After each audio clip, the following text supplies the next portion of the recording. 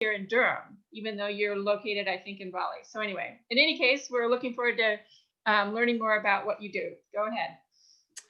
Well, thanks, everyone. Yeah, my name is Dan. I'm the executive director with Rebuilding Together of the Triangle. We believe everyone deserves to live in a safe, healthy home, and we work towards that goal by providing homeowners and families in a 4-county area here around the Triangle with repairs, accessibility improvements, and energy efficiency upgrades aimed at keeping them in homes that they own and keeping them safe and making sure those environments are safe for them to live in.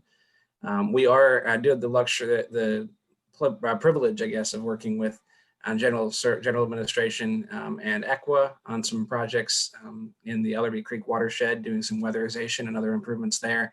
We'll serve about 25 families in Durham and over 100 around the Triangle throughout the year with repairs. We raise money from public, private, and other individual sources, and look to mobilize assistance from the community to help. We typically work with a lot of volunteers. At the moment, in this current environment, we are not working with as many volunteers as you can imagine, but we still have our staff teams, and our subcontractors are still working diligently to keep folks in safe, healthy homes. I saw my good friend Larissa Seibel from Reinvestment Partners here as well. Our work intersects a lot with the lead work that has been going on in Durham for years as well. And we have really positioned Rebuilding Together to try to help bind together and support some of the other initiatives around repair and home preservation around the Triangle. And so we collaborate closely with folks like Habitat for Humanity and the city programming as well around repairs. There's always more work than anyone can do alone. And so we have taken a team approach, and we really appreciate the chance to share a little bit about our work here today. So I will be hanging out in the chat for a little while. I have a 12:30 call, but I'm going to put my contact information, also happy to follow up with anyone offline. But we appreciate what you folks do, and we appreciate the chance to share a little bit about our work. Okay, thanks, Dan. That was a great intro. So definitely take Dan up on his offer of hanging around in the chat. All right. We are going to move then to the the bulk of the main body of our presentation today, our meeting today, and that is to get an update on the East Main Street projects that are run by the county. The coalition's been very involved in this since the get-go, and I'm going to turn it over to Jim Savara, who has been our leader on this since I don't know how many years we've been at it now, but Jim, I'm passing this time to you.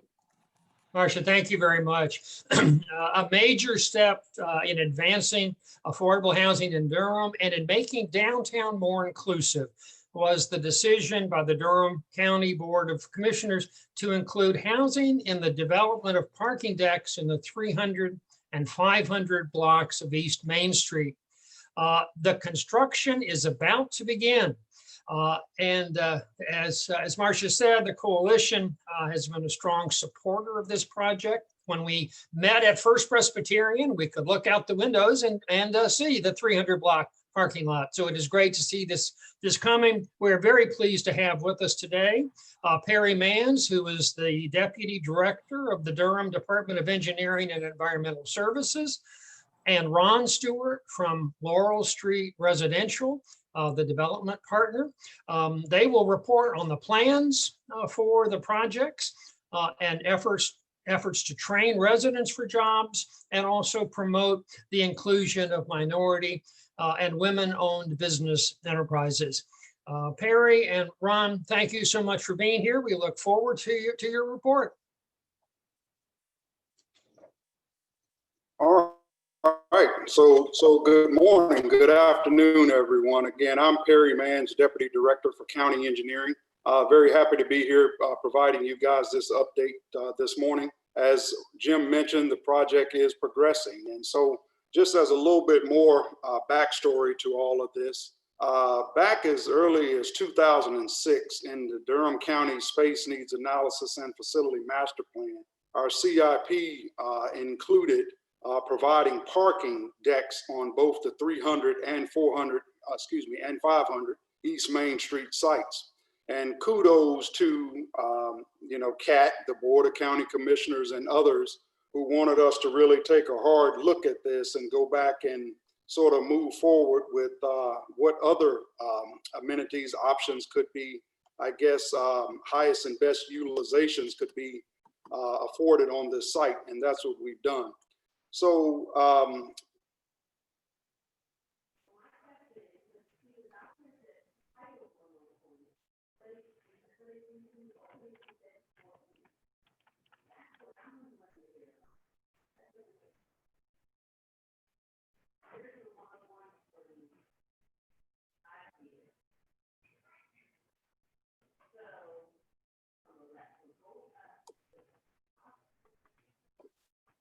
can you Ron, guys hear we me? can't- Yeah, we can now. Can you guys hear me? Yes. All right, so I apologize. My internet connection is a little unstable today. And so basically, what we're doing is we're moving ahead with the project. The actual construction of the 300 East Main Street deck, that project was actually bid.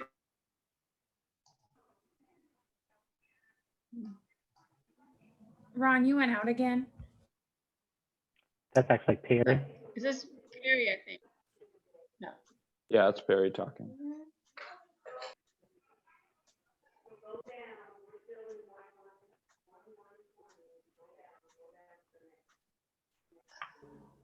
Ron, it might help if you muted your video and just left your sound on. Sometimes that helps with the connection. Sure is. It's Bree, it's Perry that's having the problem, I think. I think Perry's back on now. Okay. Okay, thank you. Can you guys hear me? Yep. Yes, Perry.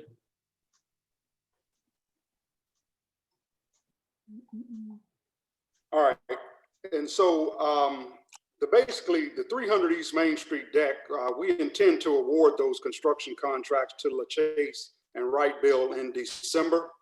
The current parking lot includes over 760 spaces on 7 levels, with roughly 110 spaces being made available to the affordable housing component, or designated to the affordable housing component, with 88 spaces, I guess, available to them after hours.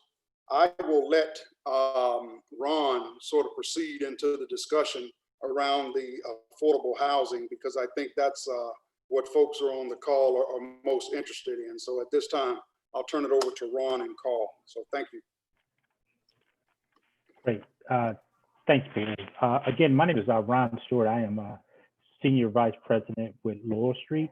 One of my primary goals with the company is overseeing our Durham pipeline in conjunction with my colleague who's on the call as well, Noel Henderson James, who is a Durham native and as well based there in Durham. And so kind of as these projects come to fruition, you will probably see a combination of myself and Noel heavily involved. But just to kind of piggyback off of what Perry was saying, what you see before you is the 300+ deck that the county will be building. And then coming behind that, our company, Laurel Street, who will also be working with LaChase and Wright Bill, will then wrap it with 110 mixed income units.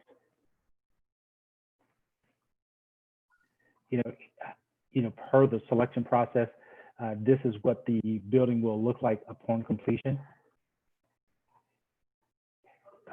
The building itself will, outside of the residential units, it will also consist of a large amenity space that will include our leasing office, a residence lounge, and a fitness center that will actually front Main Street. And just to orient everyone, this is kind of Main Street right here, and then Queen Street runs along the bottom of the page, and then Liberty is up along the right-hand side.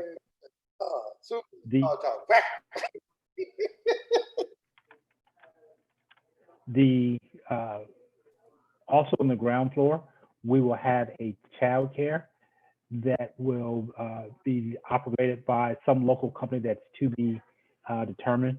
But as you can see, entry into the deck is straight off of Queen in 2 different locations. And then also along Queen Street is a series of commercial spaces that we will also work with the county to lease out. So for 300 East Main, again, there will be a total of 110 mixed income units. We will have a combination of studios, 1, 2, and 3 bedroom units. And all of these units will be income restricted to households making between 30 and 80% AMI. In addition to that, as I shared earlier, there's about 10,000 square feet allocated to the child care. That consists of the actual child care space as well as an indoor play area that supplements the outdoor playground that's along the linear park on the side of the building. And then lastly, but not leastly, there's also the just under 4,000 square feet of commercial space that fronts along Main Street. I'm sorry, that's along Queen Street. The overall goal of this project was to provide a mix of uses, a mix of incomes, while also making the project available to a variety of households in terms of ages and family sizes, so that it's, again, mixed use, mixed income, and intergenerational.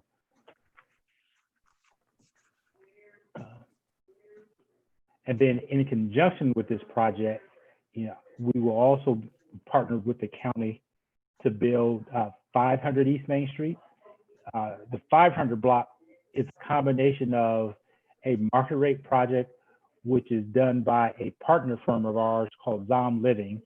That will consist of 250 market rate units that will wrap a 1,200 space parking deck. And then immediately adjacent to that will be a 200 unit affordable housing project that Lower Street will develop. The 500 Market Street project, again, 250 units, also a combination of 1, 2, and 3 bedroom units.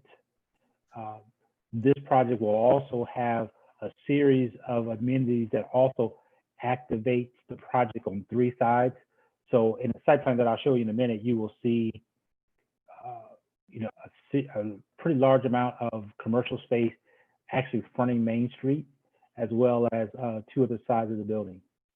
And then our affordable housing project that actually fronts Ramsar will be a 5-story building, also consisting of income restricted units at 30, 60, and 80% AMI. And then here's kind of the site plan. So again, Main Street is right here. This is the county's public health building. So the way the Market Street 500 East Main market rate project is developed is there will be a series of commercial space that fronts Main Street. And then it will also front on Elizabeth here. And then you'll have a little small piece there, but most of our amenity space for the affordable is back here on Ramsar. So combining the approximately 4,000 square feet of commercial space at the 300 block with the retail and commercial square footage that is approximately designed for about 18,000 square feet at the 500 market rate project. A part of the overall strategy for both properties will be to work with the county, as well as have a series of public engagement meetings where one, our goal is to try to find companies that will provide goods and services to area workers, the residents that are coming to this area, as well as the surrounding community. Another big component to our leasing strategy will be to find companies that have some type of social impact mission associated with that business model. And in order to make sure that these kinds of firms can afford the rent, not only initially, but long-term. The strategy will also offer these tenants below market rents so that there be some vibrancy and consistency to the commercial offerings that are being developed here on this portion of Main Street. And with that, I will turn it over to Carl Davis, who is with Right Bill International, to share a little bit about our diversity and inclusion strategy. Yeah, thank you, Ron. Like Ron said, my name is Carl Davis, president of Right Bill International. And LaChase Right Bill will be the construction manager for the 300 block parking garage. Just tell you a little bit about Right Bill real quick. Right Bill was founded right here in Durham back in 2008. And we have been working with the city and the county for numerous years on MWB and workforce programs. For this particular project, we are heading up a 30% goal. We always surpass the goal for any project that we set forth. Just to give you an idea, we actually ran an MWBE program on the South Side project where we achieved 37%, Whitted School where we achieved 34%, and we just recently finished up the Beacon Ridge site in Washington Terrace in Raleigh where we achieved 40 and 30% MWBE participation. Now, by us being here in Durham, we've been working with Durham MWBE contractors for like I said, numerous years. And we plan to execute a strong tier 1, tier 2 strategy, giving minority firms an opportunity to operate as tier 1 first level contractors. But also we're going to be looking at some of those electrical, plumbing, and mechanical trades where we can also have inclusion at that level, which would be considered tier 2 level. We just have an ongoing working relationship with all minority firms right here in Durham. We're going to be accepting certifications, NCDOT, DBE, MBE, WBE, as well as the federal program, which is Section 8. Now, with that said, minority firms, if they're not certified, we can still work with them. We have a pretty good relationship with the State Hub Office. We're going to work with them to help them get certified so that we can count participation towards the project. The workforce component. Who are we going to be targeting for workforce? Well, we're going to be working with Durham Tech students. Southern High School has a construction management program. We actually just recently hired a new grad last week, actually, that graduated from Southern's construction management program. And we're also going to target residents of Durham Housing. We've been working with Durham Housing for, again, numerous years. We work with all the, I think they have 17 communities. We work pretty much with all 17 of those communities. We're going to do a little bit more than just have a workforce program. We're going to try to actually set up a apprenticeship program where we're going to target the following areas: HVAC, plumbing, and electrical. The reason why that is important is because those are what we consider the high dollar scopes. And you want residents to have gainful employment, in these positions that be above the Durham Livable Wage Act. How will we achieve this? We will have to get buy-in from the subcontractors. We have to get buy-in from the owner as well. But the main thing is this has to affect minority and majority firms, giving those local MW opportunities to those contractors. Key stakeholders: Durham Housing Authority, City of Durham, Durham County, and NC Works. We understand the resources that each one of these key stakeholders will bring to the table. And again, in order to make this work, those additional resources, those OJT funds, the additional training dollars as far as bringing in Durham Tech, as well as if you're talking about Section 3, that could also need counseling opportunities for those residents as well. So all of those key resources will be right there. And last but not least, it's about, you talk the talk, you got to walk the walk, right? Everybody's kind of heard about these programs before. But with us, like I said, we've been operating in Durham for quite some time. So we understand the city, the county, what their initiatives are. And it's about monitoring the job site. If we say we're going to have MWBE inclusion, we're going to have MWBE inclusion. We're going to monitor that they're actually on the job. We're going to monitor their contracts amount. If they're supposed to be getting paid $100,000, we're going to monitor that and make sure they get paid $100,000. And the same thing goes for the workforce. If we are actually having an apprenticeship program, we're going to track this person through the progress and through the project, as well as the apprenticeship program, through the training, making sure they're actually in class. You know, it's going to be that level of detail reporting. So it's not just monitoring. The reports will be coming in to the county, to the city on a monthly basis. So that actually concludes our presentation, and we would just, I guess we can open it up for any questions you may have. Just a couple of the questions that have come in. And Carl, would you distinguish, define again the tier 1 versus tier 2, and what the distinction is there? Okay, Jim, tier 1, when you say tier 1, those are contractors, MWBE majority contractors that will have a contract directly with us, the LaChase Wright Bill construction manager. Tier 2 would be those firms that may not have the capacity to operate as tier 1 first level contractors, but they feel more comfortable as a tier 2, being a sub of a sub. So if you take like a large electrical contractor, a minority firm may try to establish a contract with that electrical contractor or with that HVAC contractor or plumbing contractor for that matter. So that's the difference. Hopefully I answered your question, but that's the difference between tier 1 and tier 2. Tier 1 has a contract directly with the CM. Tier 2 has a contract directly with the tier 1 subcontractor. Okay. I have a question. I didn't put it in there, but I want to ask it, please. Carr, can you tell me, you shared all these partners you have.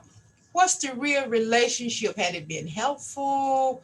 Are you still trying to massage it? I mean, where are you with the folks that you listed with relationships? Because you're going to need that to make this happen. Yes, I completely agree with you. And I can reiterate that we have been working with OEWD for years. I personally actually wrote the City of Durham's workforce program back in 2005. And segments of that workforce program is still in their contract language to this day. So a lot of times we're the tip of the spear. So we have been working with the city, we've been working with the county, and we've been out there for years. A lot of people hear about NCI Med. We're not NCI Med, we're not the Institute.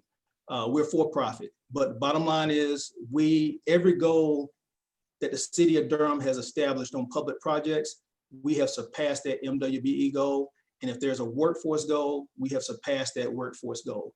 The difference here is that we're actually trying to implement what we call a skilled workforce program, where when you talk about skilled workforce, it's a little bit more complicated and it requires a lot of more cooperation on all the key stakeholders.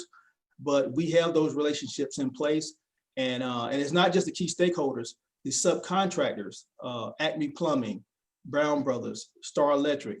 We've had these conversations and they have bought in the early stages of setting up an apprenticeship program. The apprenticeship program, a lot of people in the skilled trades, they're retiring. So there is a need for local, young, skilled workforce in the trades, electrical, plumbing, and HVAC.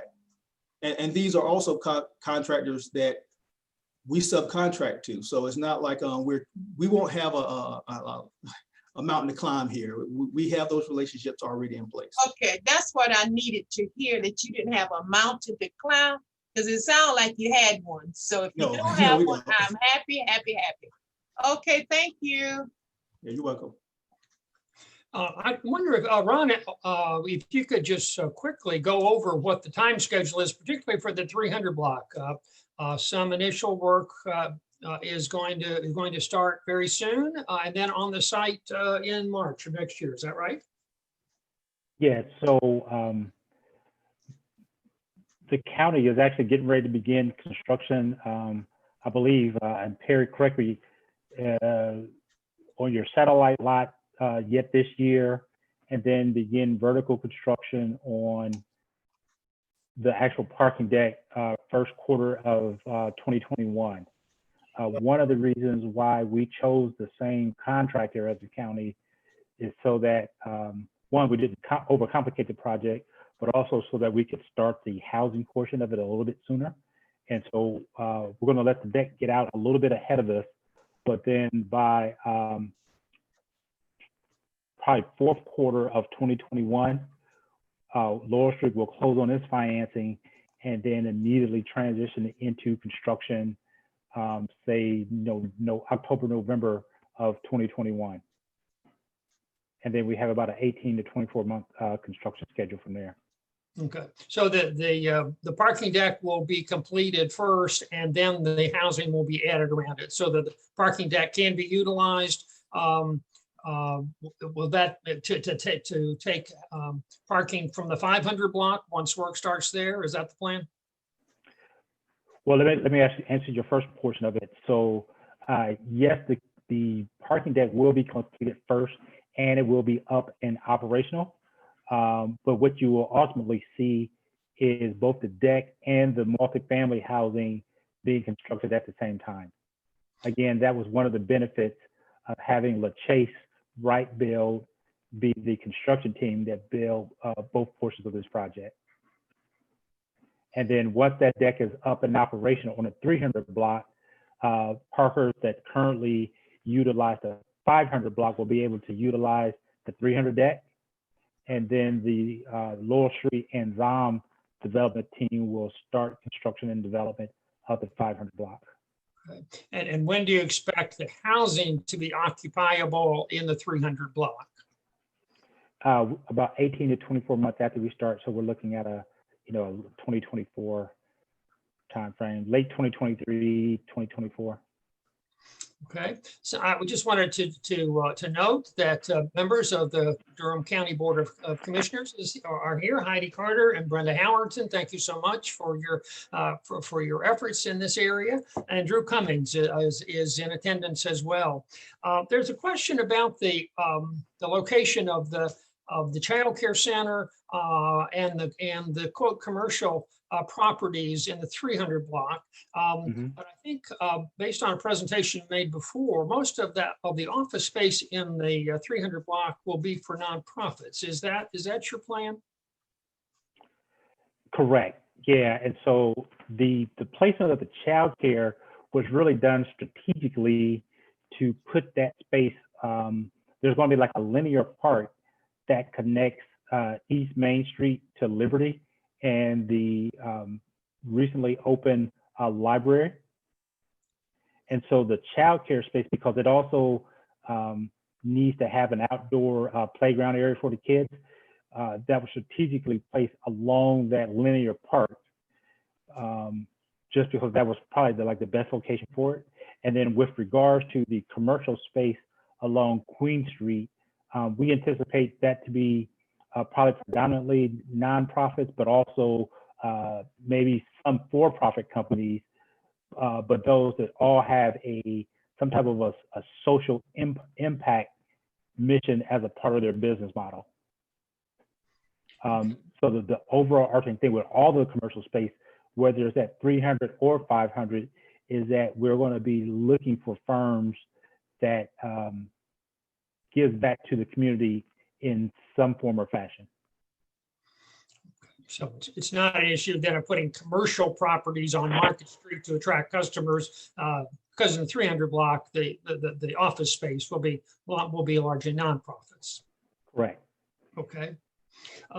There was a question about the Ramsar, the affordable housing units in the 500 block. Will some of those only have an outside view of the parking deck? No, let me pull that plan back up so we can have a visual.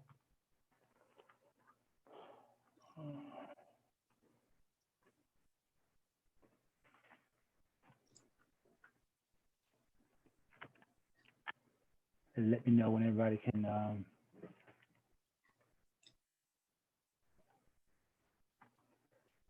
Okay, can you see my screen?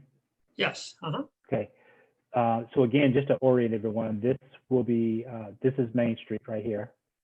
And then Ramsar is back here.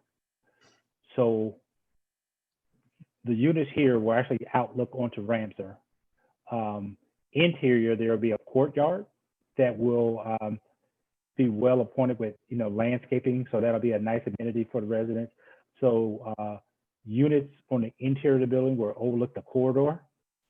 It's not clear in this particular image, but in between the 500 market rate and the 500 affordable, this is also another linear park.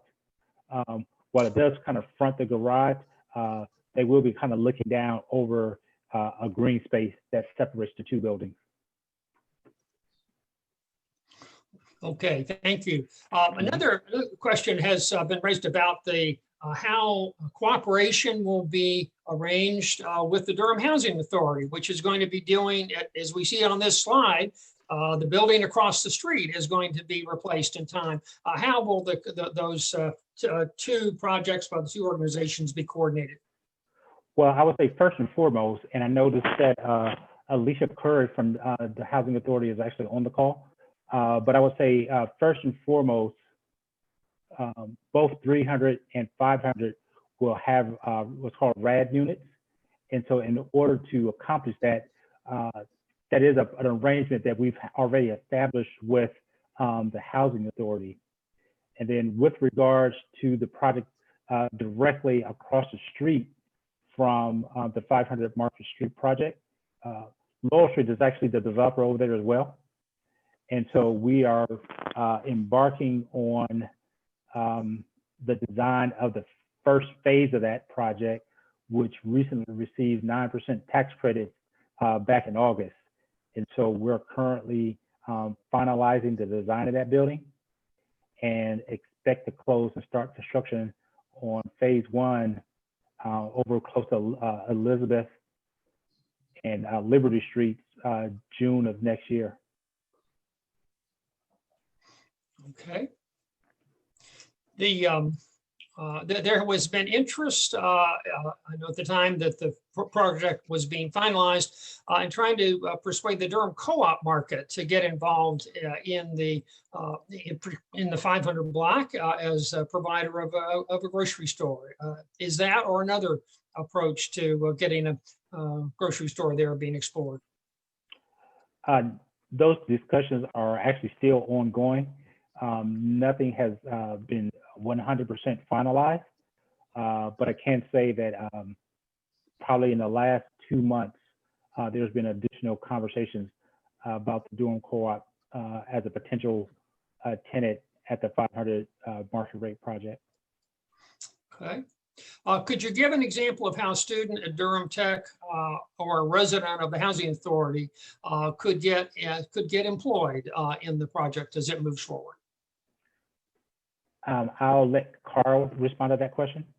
Yeah, Jim, that's again, that's having a collaboration of all key stakeholders involved. It's about creating a database of individuals actually looking for those trade work opportunities. Like I said, this is something we have definitely done in the past, but it's mainly about identifying those students, but also pairing them with the right subcontractor. Very similar to what they do with NC Works. So the subcontractor will be issuing a job order form to us, and we will work with Durham Tech, and in this case also Southern High School, and try to match that student up with the correct or the best subcontractor. And hopefully they will be enrolled in our apprenticeship program at the end of the day. Okay.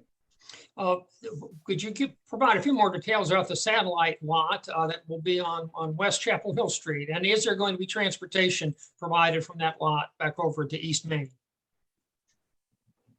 Yes, that's a great question, Jim. So yes, the intent with that lot is to, and that is actually the reason why we selected that location, is because I guess the staff that will be working in human services can simply just walk right across the street over to the data hub and take, I guess, transit down to the human services location. And so that was our intent there. And that is actually why that location was selected.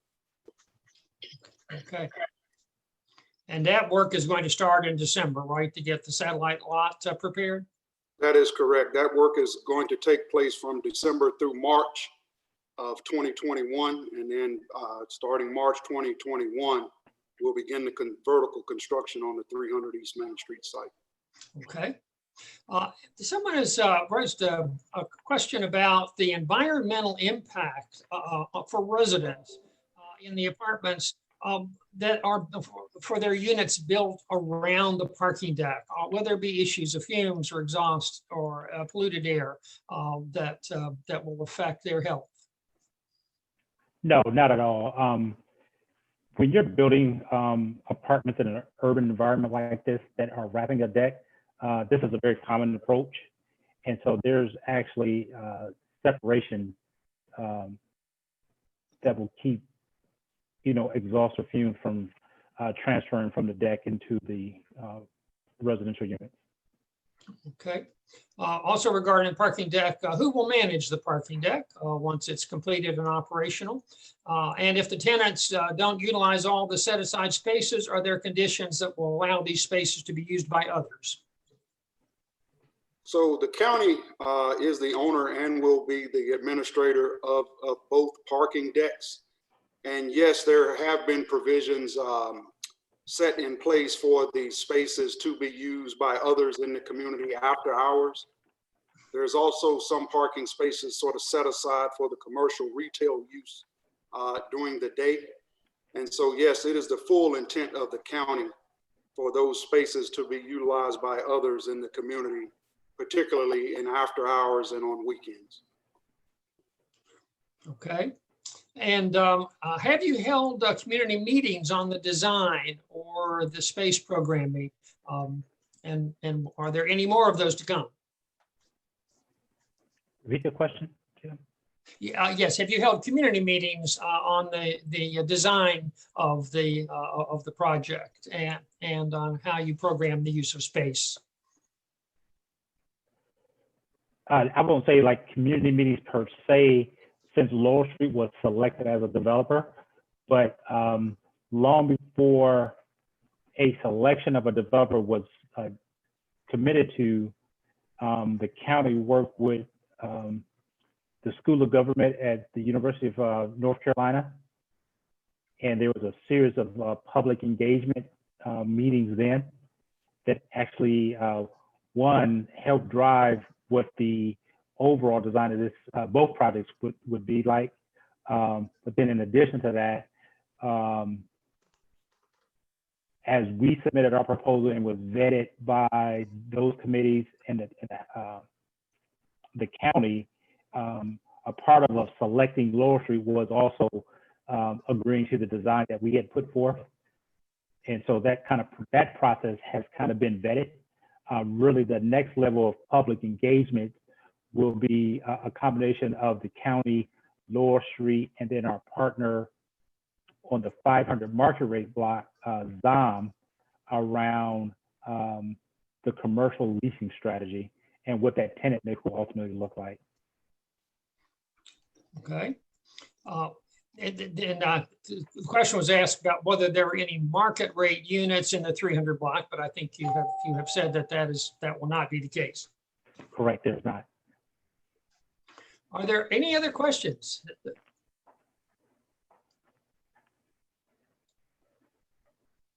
Somebody can speak up if they want. I got about 30 seconds. 30 seconds. Quick question, fast answer. Any?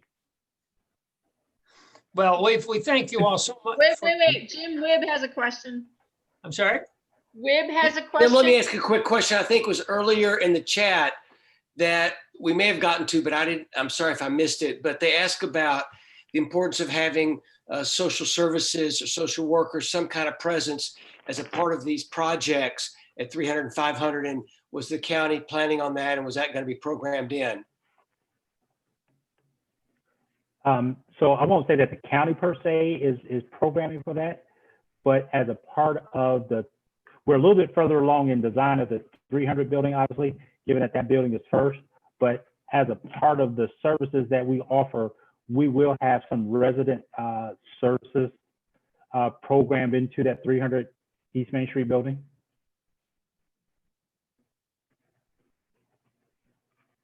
Well, thank you all so much for coming and giving us this report. We're looking forward to seeing the buildings emerge on the ground. Thanks Great. so much. Thank you. We appreciate the time. Yeah, Thank you.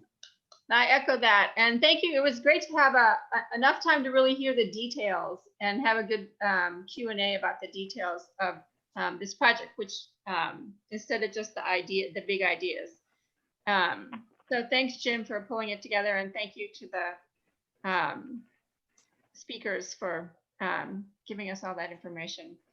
Okay, so Bree, you ready? Bree. Okay, thank you.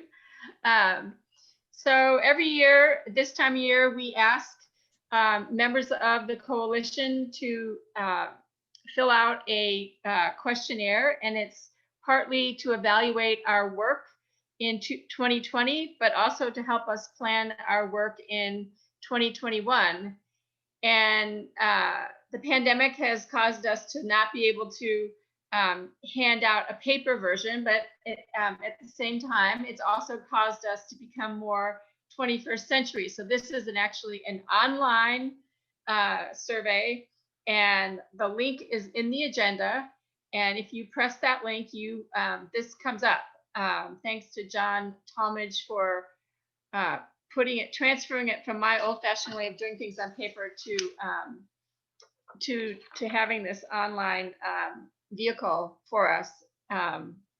Anyway, we will use the results of this survey, like we always do, in our December meeting to have a workshop format about planning for 2021. So we need, in order to do that, we need you to respond by November 27th. Today's the 16th. That gives you 11 days to respond. So I urge you all to participate. I actually went back before I was drafting the survey instrument and looked at what we said in our December work planning workshop last year that we wanted to do.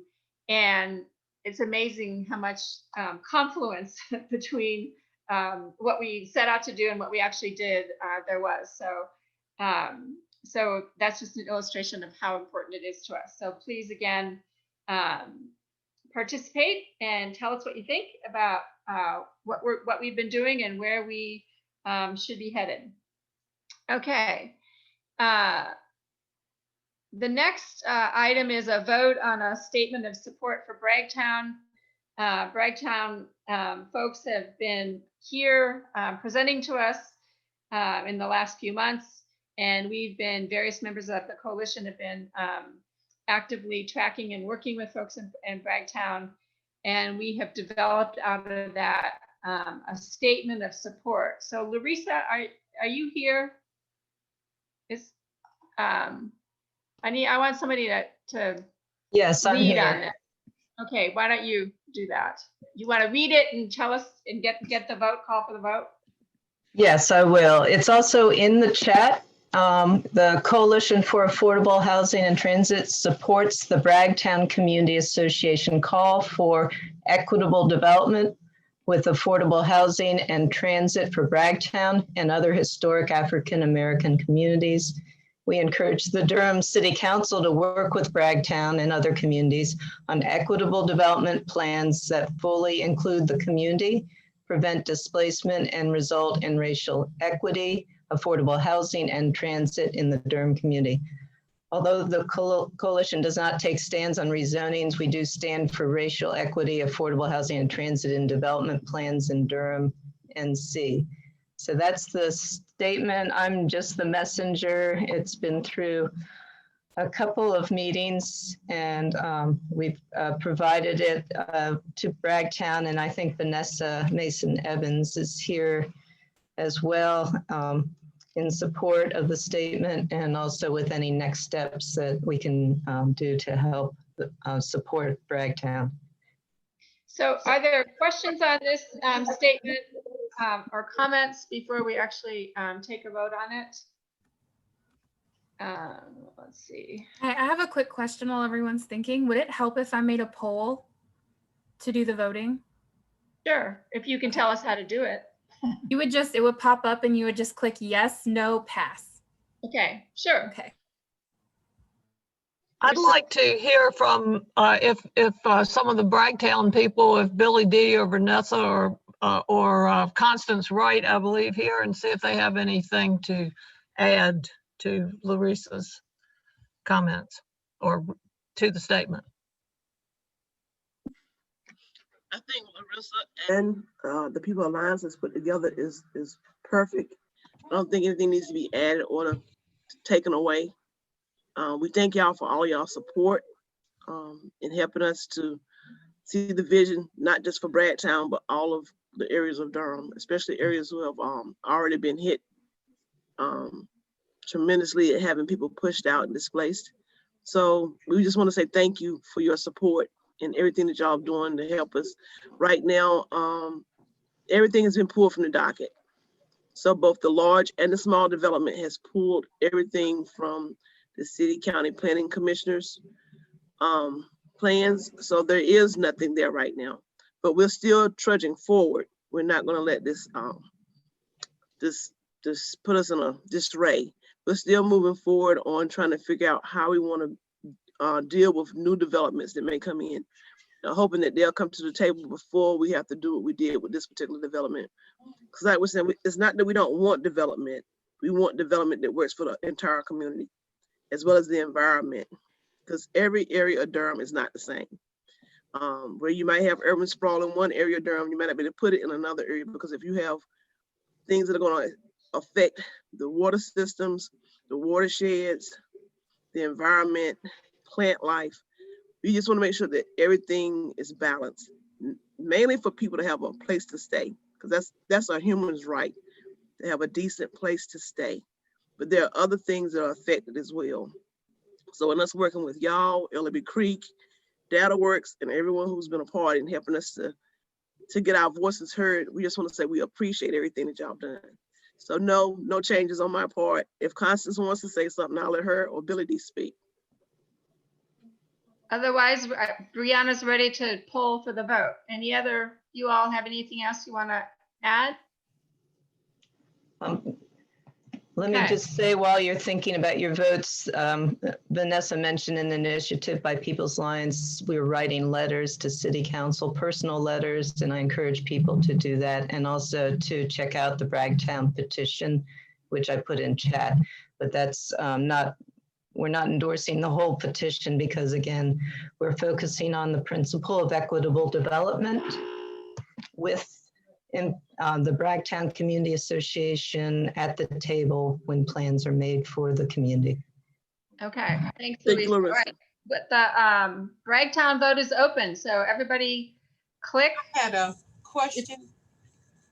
I had asked earlier about the rezoning. How is that addressed? Because it seems to me we disconnected from that. But to me, they go together. So is someone else addressing the rezoning issue, or is there a rezoning issue there? You said we don't support it, but what's going on with the rezoning? And where do you want to respond to that? Let me briefly, Rosa, both developers had made a request for rezoning in their development. Both of those have been withdrawn completely and they're off the table. Oh. As far as the coalition and rezoning, we said we would take that up at the next coordinating council meeting. Okay. And you're part of it. So that's what we're going to do. All right. I just need to hear that. Thank you so much. Okay. All right. Everybody vote. And then you click the button that you want to, to support it, and then you submit it, looks like. Okay. And then Bree, you get some instant number, right? Yes, I do. Okay. Do you have around 58 responses?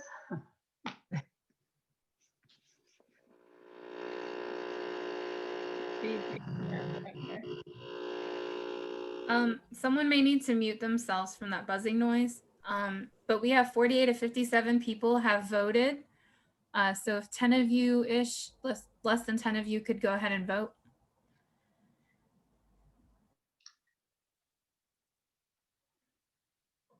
Okay, Bree, I'm gonna let you keep it open and continue on, and then let me know when you want to call the vote, okay? Or cut it off, okay? Okay, thank you. Okay. All right, updates. We have a few, so they're short. Jim, you want to start with the property tax update? Jim, you're on mute. Okay. All right. The focus at this point is on outreach, letting very low income homeowners who are longtime residents of their homes know about the deferred payment approach that's been approved by the county and the city. We are going to have a meeting next Monday, another Zoom meeting next Monday at noon. You'll get an invitation tomorrow that will include a handout, a draft handout that we want to make available to community leaders, to organizational leaders, that you can then use to spread to people who need it. If they have questions, may need assistance, we'll have contact information, and we've gotten help from Community Empowerment Fund in receiving those requests, and then we'll provide answers for people who need to know whether they qualify and what the benefit would be. Okay, so Jim, will you put that information about the meeting in the chat again? Well, everybody who's at this meeting got the notice about this meeting. We'll get the message tomorrow. Okay, got it. Sorry. Okay, Dick, you've got the next two. The first one is about affordable housing bonus and maximum unrelated household members. The second is about Farrington Road. Good afternoon. I'll be brief.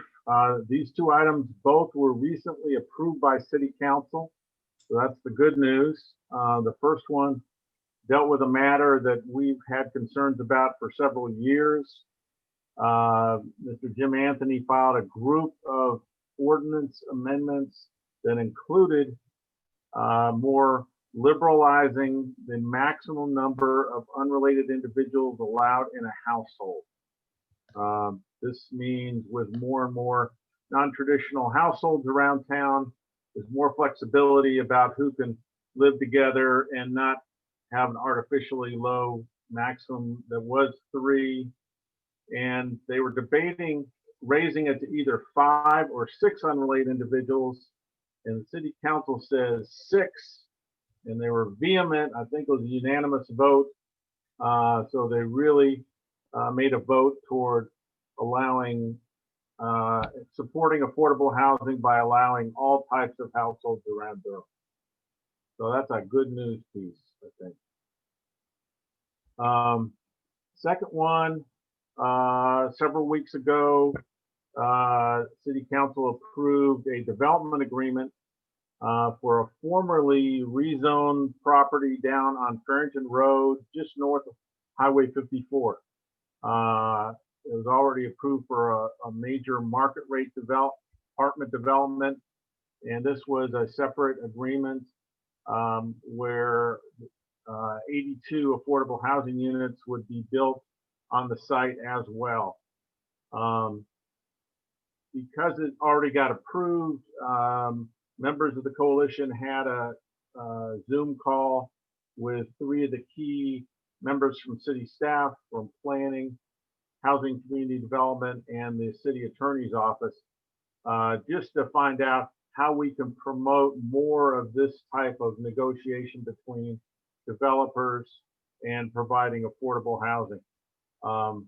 They basically said they're delighted it came together, but there were some unique aspects of this site, most notably a very approachable developer who really wanted to make it happen, and also the fact that there was a piece of land identified that was part of the arrangement. They just said that the specifics of how they got this done might or might not apply to other development projects in the future. But they agreed it was a very positive development, and we want to encourage this kind of thing going on as we move along there. Okay, thanks, Dick. Bree, you want to give the results? Sure, here they are. Can you all see them? Yeah. Okay, so we have a very clear yes, 82% yes, no for no, and 18% pass. Okay, thank you. Okay, I'm now changing my self into Diane Katati. She's channeling me. She wasn't able to come to this meeting. She wanted to give a brief update on the affordable housing implementation committee that's been formed. At the last meeting, she reported that I think they still have 3 vacancies in the public public housing representatives, and I think those they got a lot of people who then were recruited and responded, and so she's expecting next week at the or this week at the council work session that council will vote to move the recommended affordable housing authority residents to the committee, and then take a vote on it in early December, and that the full committee will actually start to convene in December. Wib Gully, Northgate update. Yes, thank you. Hi, everyone. Good to have you all part of this today, and a great meeting. Many of you will remember that for several months now, a small group of us in the coalition have had a conversation with the development company called Northwood Raven that acquired the Northgate Mall property and about 2 years ago, and has been in the process of trying to figure out how to redevelop it. And the specific focus was on affordable housing as a part of that, and then also how to have good transit access as a part of what they were doing. The development's not far enough along, I think, to know much yet about transit, but the developer understands the need for affordable housing. At least they're telling us that, but they've said that what they're going to do is go forward with an initial phase 1 that they can do within the existing zoning. So there's no need for a rezoning request or anything like that. They can just do it as a matter of the rights of the way the property is currently zoned. And they're going to do a part of the property, generally a central park green area, and then buildings surrounding it that are first floor retail, and then maybe 3 floors of rental units that are, I would expect to be market rate. The 2 existing parking decks will stay. The Sears building is actually owned, the Sears building will stay.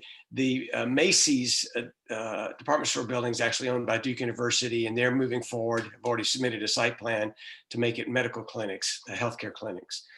But what the developer has said is that there will be a phase 2 when they expect to come and want to do taller buildings on the back side of the property as it is on the sort of I-85 side of it. And when they do that, they will also want to see what they can get done as far as affordable housing. That's the more substantial part of the development. And they want to engage with us then about that. So as far as the coalition, I think that's the report. I'd be happy to try and answer any questions. If you have questions for Wib, you should put them in the chat because we're running out of time. Thank you, Wib, for that update. And Terry, you're on. The last report of the meeting. Oh, about 2.5 weeks ago, there was a cluster of COVID-19 positive at the Urban Ministries of Durham shelter. You might have seen this in the paper or heard of this. There was quick intervention by a number of the health coordinated and housing providers to secure housing that was mostly in duplexes where you could be segregated, at least segregated with others who had COVID-19, if not completely segregated from all other people. Of course, there was a concern not only for those folks, but also what was coming, because once there's the projections looked at doubling that the next week. Fortunately, the next week, testing revealed 1 COVID-19 positive. So that was good news for the community. It's really emphasized the importance of the community discussions that have been going on around the use and designation for the next round of emergency solution grant money that will be available to Durham. That will be around $2 million, especially as we look through the winter when we can probably expect some more COVID-19 cases to appear.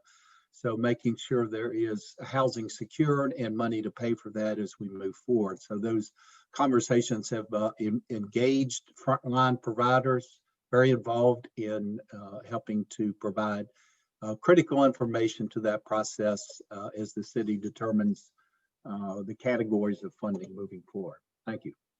Okay, thanks, Terry. Thank you all for coming.